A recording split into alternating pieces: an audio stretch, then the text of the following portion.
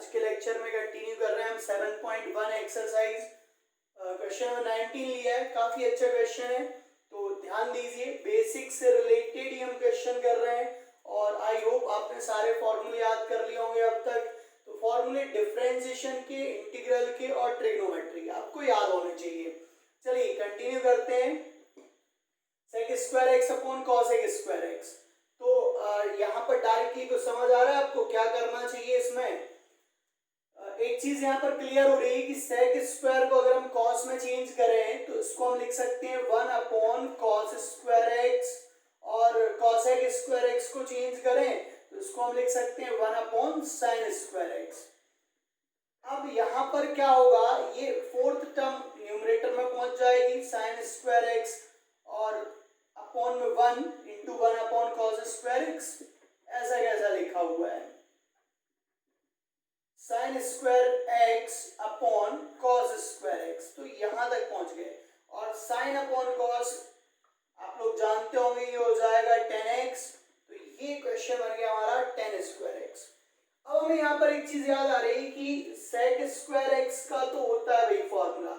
अगर यहाँ इंटीग्रल में सेक स्क्वायर एक्स होता तो इसका इंटीग्रेशन होता है 10x। सेक स्क्वायर एक्स का इंटीग्रेशन क्या होता है? 10x plus c. बट यहाँ तो 10 स्क्वायर एक्स है। कई बार मिस्टेक से ऐसा होता है कि 10 स्क्वायर का सेक कर देते हैं, तो मिस्टेक से भी गलती नहीं होनी चाहिए, आपको फॉर्मूले अच्छे से याद हो। तो यहाँ क्या करेंगे, अगर हम यहाँ पर 10 स्क्वायर को सेक स्क्वायर में कन्वर्ट कर पाए तब जरूर फॉर्मूला होता है इंटीग्रल का। तो उसके लिए आप कन्वर्ट करिए इसे, 10 स्क्वायर को सेक में कन्वर्ट कैसे करेंगे? इसके लिए फॉर्मूला आइडेंटिटी होती है सेक स्क्वायर एक्स माइनस 1। आपको पता होना चाहिए, आइडेंटिटी प्रॉपर्टी पता होनी चाहिए। तो प्रॉपर्टी होती है 1 plus 10 square x is equal to sec square x. अगर हमें यहाँ से 10 स्क्वायर एक्स का फॉर्मूला चाहिए तो that would be sec square x minus 1। ये हमने यहाँ पर लिख दिया।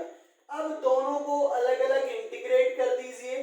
सेक स्क्वायर एक्स को इंटीग्रेट करेंगे और 1 को इंटीग्रेट करेंगे। सेक स्क्वायर एक्स का इंटीग्रल तो हम देख ही चुके हैं, क्या होता है? 10x होता है। तो ये हो जाएगा 10x, और 1 का इंटीग्रल x, 1 का इंटीग्रल x हो जाएगा प्लस का c। तो ये आ गया आंसर इस क्वेश्चन का। यहाँ पर दोनों फॉर्मूले लगे हैं, सेक स्क्वायर एक्स का इंटीग्रेशन 10x और 1 का इंटीग्रल x। तो सिमिलर क्वेश्चन आप लोगों के लिए है होमवर्क। ये क्वेश्चन जरूर ट्राई करें और बताएं आप क्वेश्चन कर पाए कि नहीं कर पाए। कॉट स्क्वायर एक्स dx, यहाँ पर हमने 10 स्क्वायर एक्स को सॉल्व किया है, बिल्कुल वैसे ही कॉट स्क्वायर एक्स के लिए करना है आपको। नेक्स्ट क्वेश्चन हमने लिया है question number 21, the anti derivative of is equal to. यहाँ पर आपको 4 ऑप्शंस दिए हुए हैं, तो फर्स्ट आप ट्राई करिए और देखें कौन सा आंसर इनमें से आ रहा है, और अगर आपको क्वेश्चन नहीं आया है देन फिर आप समझिए।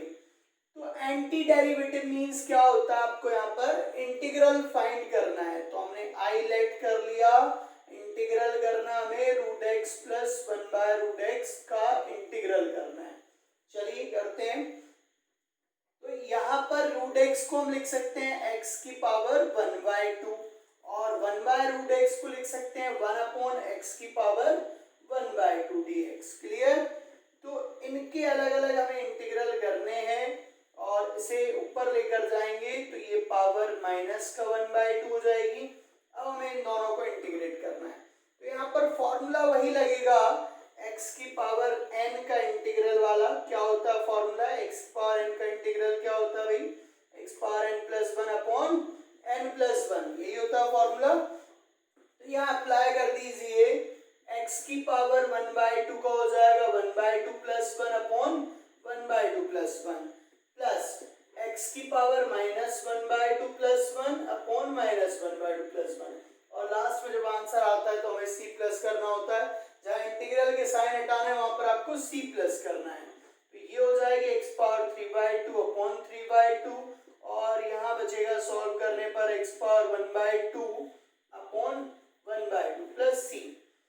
तो ये पलट कर हो जाएगा 2 बाय 3 x की पावर 3 बाय 2, और ये आ जाएगा 2x की पावर 1 बाय 2 प्लस c।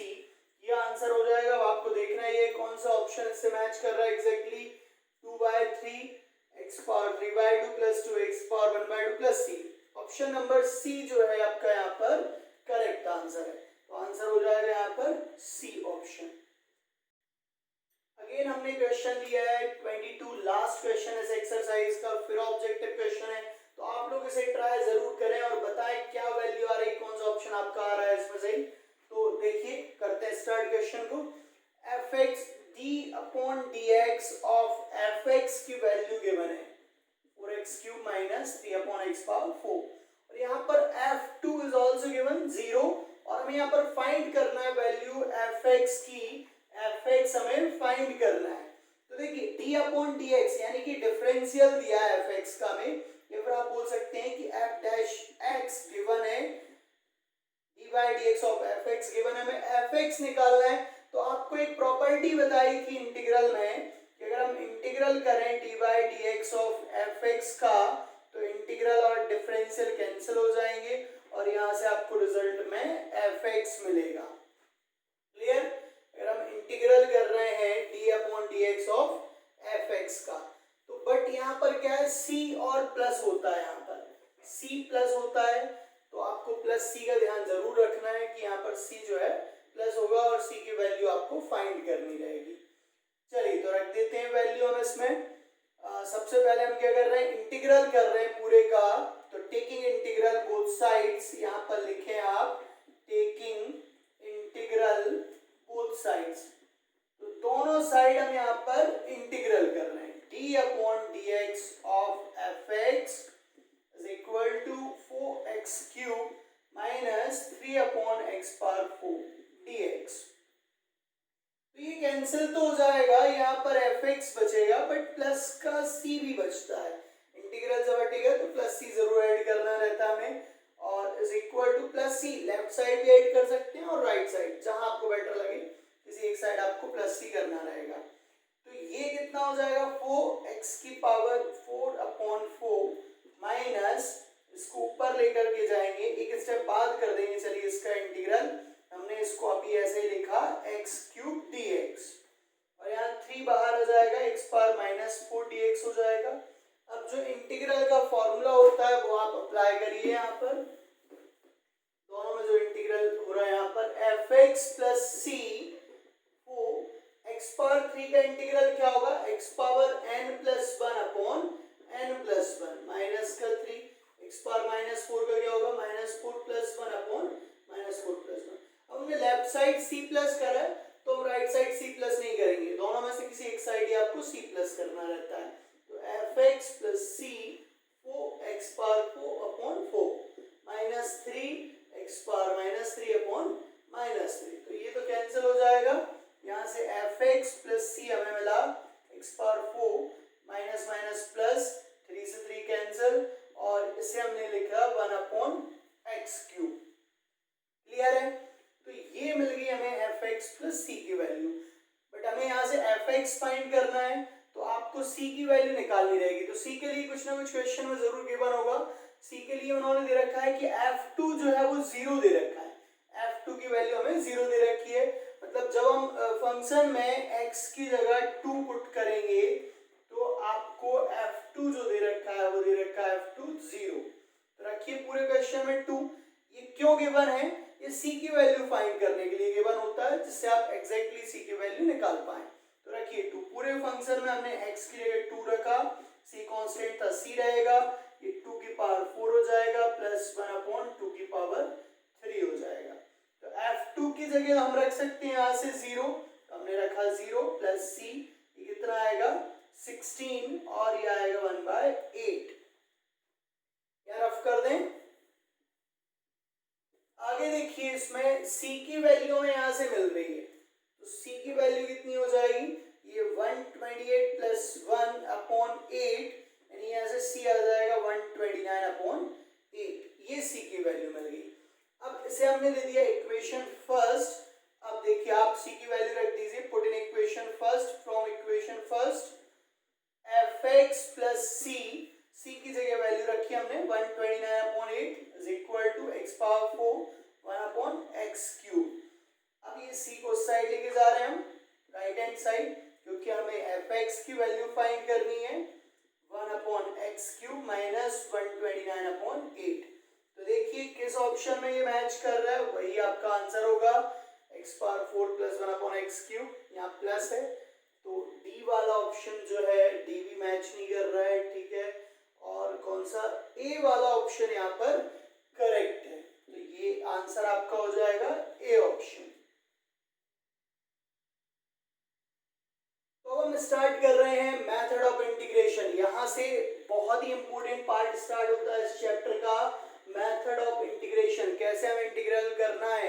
अभी जो हमने पिछली एक्सरसाइज में देखा वहां पर बेसिक था, पूरा फॉर्मूले बेस्ड थे क्वेश्चंस वगैरह, बट अब हमें यहाँ पर देखना है कि क्या क्या मेथड्स रहती हैं इंटीग्रल करने के लिए। तो बेसिकली 3 मेथड है यहाँ पर, integral by substitution method number 1 जो कि अभी हम पढ़ने वाले हैं, सेकेंड है using partial fraction and third one is by parts. तो हम तीनों डिस्कस करेंगे, पर हम सबसे पहले बात कर रहे हैं इंटीग्रेशन बाय सब्स्टिट्यूशन की। तो सब्स्टिट्यूशन से कैसे इंटीग्रल करते हैं और कहाँ में इसकी जरूरत पड़ रही है ये देखना है। तो देखिए जैसे कि हम एक इजी क्वेश्चन ले लेते हैं, एग्जांपल से समझते हैं। जैसे क्वेश्चन आपको दिया हुआ है sin 2x और हमें sin 2x का इंटीग्रल करना है। अब हमें sin x का इंटीग्रल तो पता था कि sin x का इंटीग्रल क्या होता है, sin x का इंटीग्रल होता है माइनस का cos x प्लस सी, राइट। तो भाई फॉर्मूले आपको सारे याद होने चाहिए। sin x का इंटीग्रल क्या होता है, minus cos x plus c. But sin 2x का समझ नहीं आ रहा है, तो जो चीज आपको, जो फॉर्मूले नहीं होते हैं, जो समझ नहीं आ रहा है, इसका मतलब उनको सॉल्व करने के लिए कुछ और कॉन्सेप्ट होता होगा। तो यहाँ पर सब्स्टिट्यूशन मेथड हमें अप्लाई करनी रहेगी इसमें, तब जाकर के हम इसका इंटीग्रल कर पाएंगे। तो सब्स्टिट्यूट किसे करना रहेगा, इस 2x को सब्स्टिट्यूट करना रहेगा। अगर यहाँ sin t dt होता तब भी इंटीग्रल होता माइनस का cos t प्लस सी। भाई x की जगह dx x dx है तो इंटीग्रल हो जाएगा, t dt है तब भी इंटीग्रल हो जाएगा, थीटा d थीटा होता तब भी इंटीग्रल हो जाता। तो यहाँ हम क्या करेंगे, 2x को t सब्स्टिट्यूट करेंगे। तो ये सब्स्टिट्यूशन मेथड है, डायरेक्ट हम एग्जांपल से क्लियर कर रहे हैं।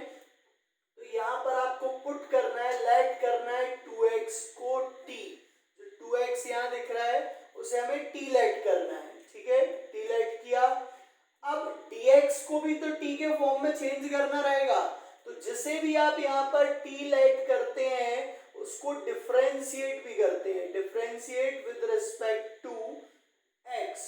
पूरे को हम x के रिस्पेक्ट में डिफरेंशिएट कर रहे हैं, तो देखिए x का डिफरेंशिएशन तो हो जाएगा 1 और t का डिफरेंशिएशन क्या होगा, dt बाय dx। अब dx का इस साइड मल्टीप्लाई कर रहे हैं तो 2dx इज इक्वल टू आ गया dt।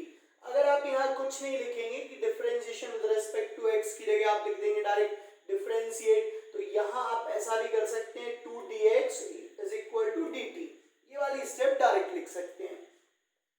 तो ये आ गया 2dx is equal to dt। आपको dx की वैल्यू चाहिए तो यहाँ से dx आएगा dt बाय 2, ठीक है।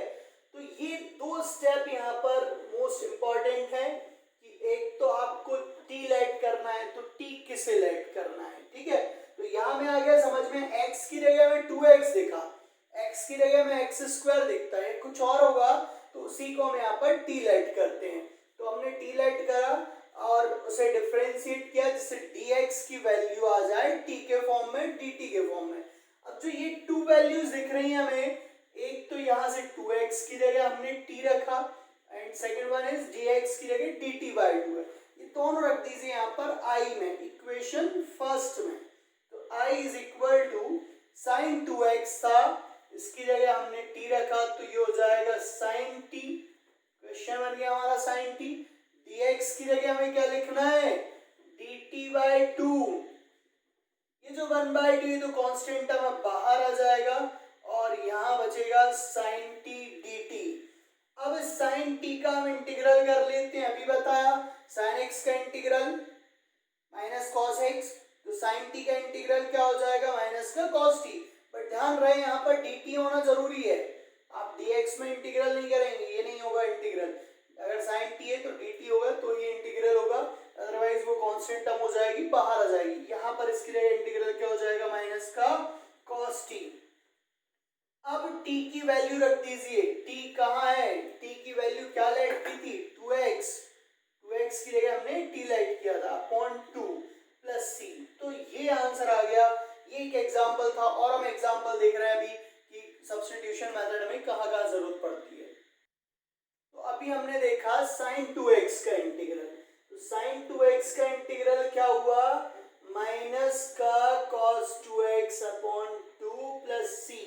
ठीक है, तो ये बेसिक टाइप था, इसमें हम हर बार ऐसे क्वेश्चन को सॉल्व नहीं करेंगे कि टी लेट करा फिर इतना सॉल्व करा, ये बहुत ही इजी क्वेश्चन था। इनको हम डायरेक्टली यूज करेंगे तो आपको समझना होगा कि कैसे डायरेक्टली हम इनका इंटीग्रल कर पाएंगे। तो यहाँ ये एक मेथड आपको बताई गई थी कि टी लेट करके इसको सॉल्व करते हैं, बट आप यहाँ डायरेक्टली इनको यूज करेंगे। क्या होता है कि यहाँ पर जो x के इनटू में टर्म है, अगर कांस्टेंट टर्म है तो वो डिवाइड में जरूर आएगी। चलिए एग्जांपल और समझते हैं। फॉर एग्जांपल देखिए, जैसे cos x है तो cos x का इंटीग्रल क्या होता है, cos x का इंटीग्रल होता है sin x प्लस c। अब cos x प्लस 1 हुआ तब भी इंटीग्रल होगा sin x plus 1 x plus 1 plus c। cos x plus 2 हुआ तो इंटीग्रल होगा sin x plus 2 plus c। मतलब कांस्टेंट टर्म के प्लस माइनस होने से कोई फर्क नहीं पड़ता है, कांस्टेंट टर्म प्लस हो या फिर माइनस हो कोई फर्क नहीं पड़ेगा, यहाँ पर आंसर में भी वो प्लस माइनस हो जाएगा। ठीक है, बट अगर कोई टर्म कांस्टेंट टर्म मल्टीप्लाई में हो cos ax तो फिर यहाँ पर डिवाइड में जरूर आएगी, ध्यान रहे डिवाइड में जरूर आएगी। तो प्लस माइनस से कोई चेंज नहीं आएगा, बट जब कांस्टेंट टर्म इनटू में होगी तो वो डिवाइड में जरूर आएगी। तो इनको हम डायरेक्टली यूज करेंगे। जो टर्म डिफरेंशिएशन के बाद इनटू में आती थी वो टर्म यहाँ पर इंटीग्रल में डिवाइड में आएगी। तो डायरेक्ट यूज करेंगे तो ज्यादा इजी पड़ेगा, अदरवाइज ये मेथड बहुत लॉन्ग हो जाएगी जिसमें टी सब्स्टिट्यूट करना है, पूरा सॉल्व करना है, क्योंकि इन्हें हम एज अ फॉर्मूला ही यूज करते हैं यहाँ पर। और देखिए जैसे आप e की पावर x का इंटीग्रल बोलते हैं कि भाई e की पावर x होगा, है ना, प्लस c तो सभी में ऐड है ही। e की पावर 2x का क्या होना चाहिए, e की पावर 2x का e पावर 2x। अब यहाँ कांस्टेंट टर्म x के इनटू में है तो ये डिवाइड में आ जाएगी, यहाँ पर 2 डिवाइड में आ जाएगा। e की पावर mx dx रहा तो क्या आएगा, e की power mx upon m plus c। e की पावर माइनस mx dx हुआ तो यह आएगा e की power minus mx upon minus m plus c। तो जो भी टर्म विद साइन यहाँ पर डिवाइड में आएगी, जो भी टर्म x के इनटू में रहेगी वो टर्म डिवाइड में आएगी, माइनस के तो माइनस के साथ डिवाइड में, प्लस के तो प्लस के साथ डिवाइड में। e की पावर x प्लस 2 है तो इसका इंटीग्रल e की पावर x प्लस 2 रहेगा। प्लस माइनस से कोई फर्क नहीं पड़ता है, जैसा यहाँ है उसी तरीके का रेस्पॉन्स वहां पर आएगा, प्लस में है तो प्लस, माइनस है तो माइनस। तो हमने एक्सरसाइज 7.2 का क्वेश्चन नंबर 16 लिया है। आई यहाँ पर दिया है इंटीग्रल करना में e की पावर 2x प्लस 3 dx का। देखिए वैसे तो हम इसका डायरेक्टली इंटीग्रल कर सकते हैं, समझिए आप, जैसे e की पावर x का इंटीग्रल होता है e की पावर x प्लस c। अभी हमने डिस्कस किया था कि कोई भी कांस्टेंट टर्म प्लस करने से कोई चेंज नहीं आता है। अगर यहाँ e की पावर x प्लस 3 है तो ये क्या आ जाएगा, e की power x plus 3 plus c आ जाएगा। भाई यहाँ प्लस हुआ तो यहाँ प्लस हो जाएगा। बट अगर कोई टर्म इनटू में आ जाए, x के इनटू में आ जाए तो वो टर्म डिवाइड में जरूर आती है। तो अगर ये क्वेश्चन नहीं होता, किसी क्वेश्चन के अंदर ये टर्म होती तो हम इसको इस तरीके से डायरेक्टली यहाँ पर लिख सकते थे, e की पावर 2x प्लस 3 dx का इंटीग्रल क्या होगा, e की पावर 2x प्लस 3 अपॉन में आएगा यहाँ पर 2, जो टर्म x के इनटू में है उसे हमें डिवाइड में रखना है, क्योंकि यही टर्म डिफरेंशिएशन करने के बाद इनटू में आती थी और हम इसके इंटीग्रल निकाल रहे हैं तो वो टर्म डिवाइड में आ जाती है। बट अगर यही क्वेश्चन आपको आ जाए 2 मार्क्स में आ जाए एग्जाम में, तो आपको इसे सॉल्व करना रहेगा, मेथड से सॉल्व करना रहेगा। फर्स्ट आपको यहाँ पर पुट करना रहेगा, लेट करना रहेगा 2x प्लस 3 को t, 2x प्लस 3 को हमें क्या रखना होगा इसमें t। हम बात कर रहे हैं मेथड की। जब आपको ये 2 मार्क्स 3 मार्क्स 4 मार्क्स में आ जाए एग्जाम में, तो वैसे तो बहुत इजी क्वेश्चन है, डायरेक्टली हमें यूज कर लेना चाहिए इसको एज अ फॉर्मूले की तरह। बट ठीक है, अगर एग्जाम में आता है तो आप step by step he solve करेंगे इसको। 2x + 3 को हमें t रखना है। अगर यहाँ 3 प्लस में नहीं होता, 2x अकेला होता, तो हम 2x को t रखते। हमने t रखा। अब हमें dx की वैल्यू निकालनी है इन टर्म ऑफ dt। तो आप डिफरेंशिएट कर दीजिए इसको, differentiate with respect to x। अगर आप यहाँ नहीं लिखेंगे कि किसके रिस्पेक्ट में कर रहे हैं, ओनली डिफरेंशिएट लिखेंगे, डिफरेंशिएट, तो आप क्या कर सकते हैं, dx की जगह लिख सकते हैं आप dx, और 3 का डिफरेंशिएशन हो जाएगा 0, और t की जगह आप लिख सकते हैं dt। हमने किसी के रेस्पेक्ट में यहाँ पर डिफरेंशिएशन नहीं किया, बस डिफरेंशिएट किया, इसलिए हमने t लगा दिया। या फिर आप बोल सकते हैं कि differentiate with respect to t, t के रेस्पेक्ट में करेंगे तो यहाँ पर x का आएगा dx/dt, और t का क्या हो जाएगा 1। तो यहाँ से 2dx की वैल्यू मिल गई हमें dt। तो हम क्या लिख सकते हैं, बट हमें dx की वैल्यू फाइंड करनी थी, तो यहाँ से dx आएगा dt/2। तो ये दोनों वैल्यू रख दीजिए इसमें। 2x + 3 की जगह रखा हमने t, और dx की जगह रखा dt/2। अब यहाँ से 1/2 तो बाहर आ जाएगा, e⁻t dt को हमें इंटीग्रेट करना रहेगा। e⁻t का तो फॉर्मूला क्या होता है, e⁻t + c। अब t की वैल्यू रख दीजिए इसमें, तो t क्या है, t है यहाँ पर 2x + 3। तो ये आ गया आपका आंसर। तो ये थी स्टेप बाय स्टेप ऐसे करना है सॉल्व इसको। तो अगला क्वेश्चन लिया हमने, क्वेश्चन नंबर 22, सेम बेसिस पे लिया हमने क्वेश्चन। अगर हम चाहें तो इसको डायरेक्टली भी हम इसका आंसर लिख सकते हैं। तो डायरेक्टली कैसे लिख सकते हैं, पहले ये समझ लीजिए।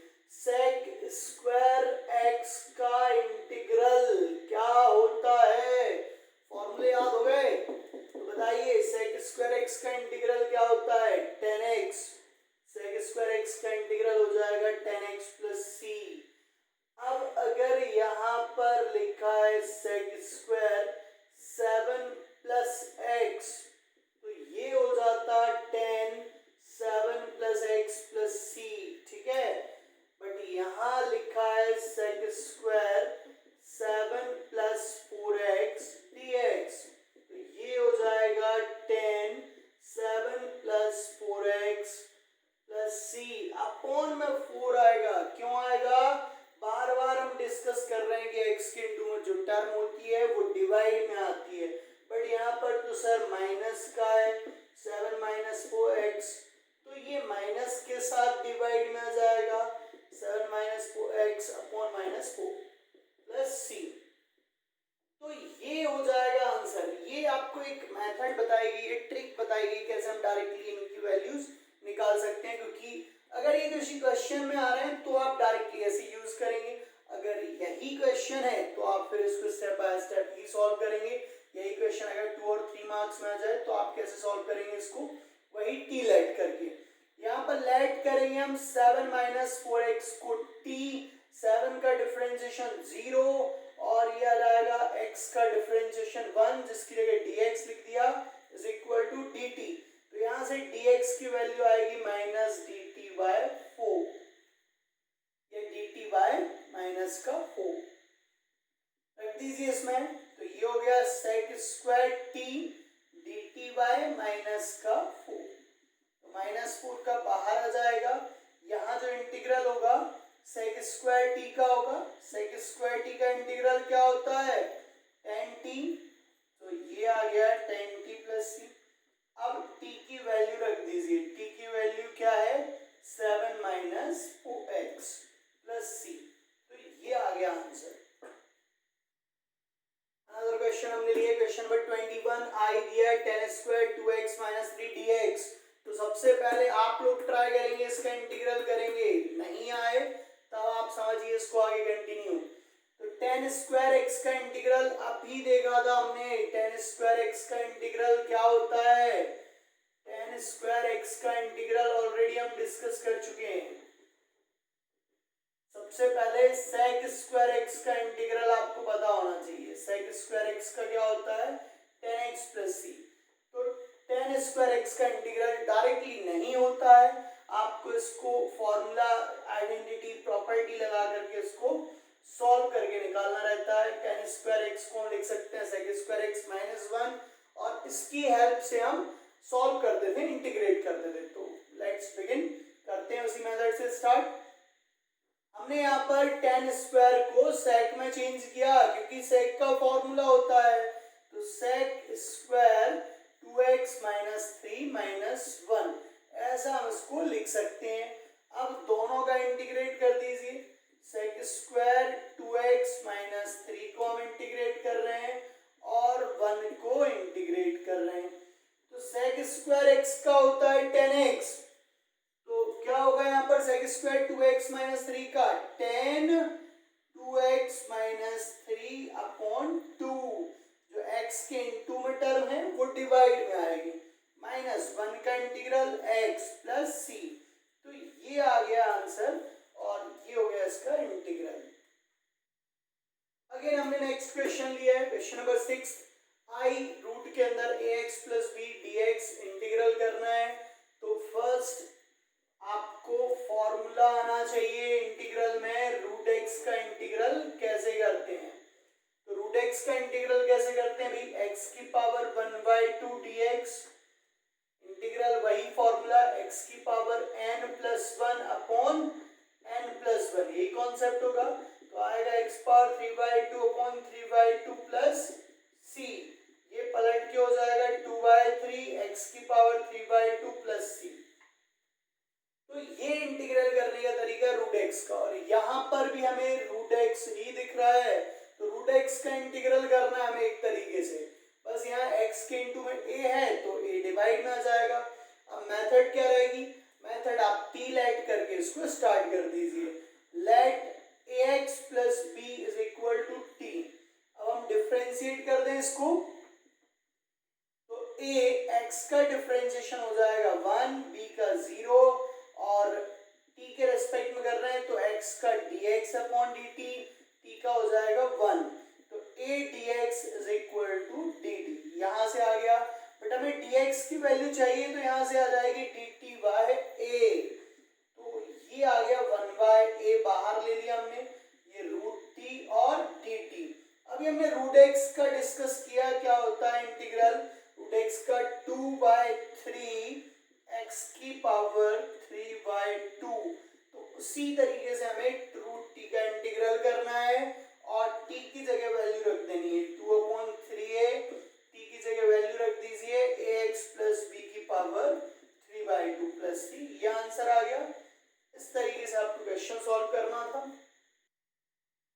इसमें यहाँ पर हम डायरेक्टली भी कर सकते थे इस क्वेश्चन को solve, i is equal to root के अंदर ax प्लस b, रूट को हम क्या लिखेंगे, होल पावर 1/2, इसका इंटीग्रल हम क्या करेंगे, ये आ जाएगा x की power n plus 1 upon n plus 1 plus c, पर ध्यान रहे x के इंटू में जो रहेगा वो डिवाइड में आएगा, a डिवाइड में आता है, तो ये हो जाएगा ax प्लस b की whole power 3/2 upon 3/2 a plus c। अब ये जो 2 है पलट के ऊपर आ जाएगा तो 2/3a और यहाँ न्यूमरेटर में रहेगा ax प्लस b की पावर 3/2 प्लस c, ये आंसर आ गया। तो ऐसे भी कर सकते हैं आप क्वेश्चन को।